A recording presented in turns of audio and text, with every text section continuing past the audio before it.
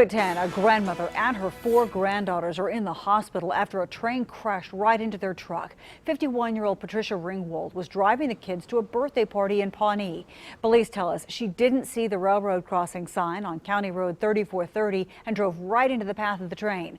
Emergency crews managed to get everyone out of the truck alive and flew them to several hospitals for treatment. That's where we continue our coverage tonight. 2 News reporter Nathan Edwards joining us live from St. Francis to fill us in on their condition after meeting with a neighbor who's calling for change at the crossing. Nathan?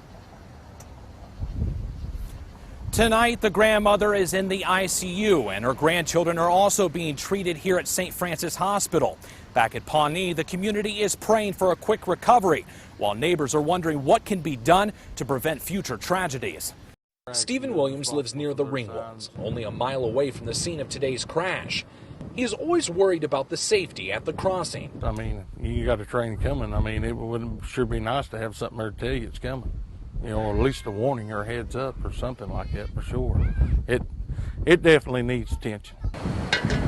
Here's the problem. The only thing warning drivers about the tracks are metal signs on each side of the road. There need to be something done. I mean, really do. Just a light or a crossbar. I mean, they got them in town. You know, we don't live in town, but we got about as much traffic anymore as what town's got. Williams told 2 News the trees and embankments around the tracks are also a hazard to drivers. But troopers say these crashes can be avoided with a simple stop and look. These people probably traveled across this railroad track 1,000 times. Just stop.